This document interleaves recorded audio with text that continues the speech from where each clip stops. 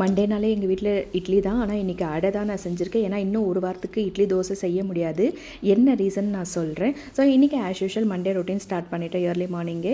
அவங்களுக்கு 2 பேருக்குமே கலந்த சாதமும் பொட்டேட்டோ ஃப்ரையும் செஞ்சு கொடுத்துட்டு, சரி அடை மாவு அடை தோசை ஊற்றிக்கலாம், அடையும் சட்னியும் பண்ணியிருந்தேன். பட் எனக்கு ஒரு லாஸ்ட் வீக்லேருந்து என்னென்னு தெரியலைங்க, இந்த அல்சர் அப்படியே லைட்டாக இருந்துகிட்டே இருக்குது. ஸோ நமக்கு அடையும் இல்லை வேறு அடை கூட நான் சாப்பிட்டுருவேன் ஒன்றுமே இல்லாமல்.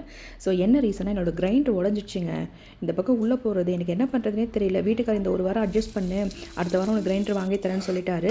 சரி கொஞ்சோண்டு அவரைக்காய் இருந்தது, மதியம் அப்படியே நமக்கு லைட்டாக இந்த பருப்பு கடைசிலாம் அவரைக்காவும் வச்சுக்க முடிச்சிடலாம் வேலையன்னு பார்த்தேன்.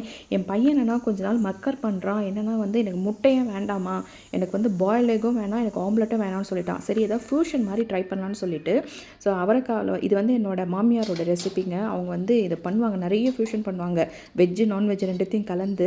ஸோ அதே மாதிரி பண்ணலான்னு சொல்லிட்டு அவரைக்காயில் எக்கு போட்டுருவாங்க. நம்ம இறக்குறோம் இல்லையா, அந்த இறக்குற டைமில் ஒரு 2 எக்கை தூக்கி அதில் உடச்சி ஊற்றிட்டோம்னு வச்சுக்கோங்களேன். அப்படியே நல்லா ஒரு ஹை ஃப்ளேமில் வச்சு அப்படியே கிண்ட அது நல்லாயிருக்கும் டேஸ்ட்டு. நீங்கள் ஒரு தடவை பண்ணி பாருங்கள், நிஜமாக நல்லாயிருக்கும். ஏன்னா இவனுக்கு இப்படி தான் நான் முட்டையை இனிமேல் சேர்க்கணும்னு பிளான் பண்ணிட்டேன். ஸோ அதே மாதிரி இது பாருங்கள், அவரைக்காய் பாருங்கள், சரியாக இருக்கும் டேஸ்ட்டு. நீங்கள் செஞ்சு பார்த்துட்டு எப்படி இருக்குன்னு சொல்லுங்கள். அதே மாதிரி உங்களுக்கு ஏதாவது கிரைண்டர் மாடல் 2 லிட்டர் நீங்கள் யூஸ் பண்ணது நல்லா இருக்குதுன்னா எனக்கு கமெண்ட்டில் ஷேர் பண்ணுங்கள்.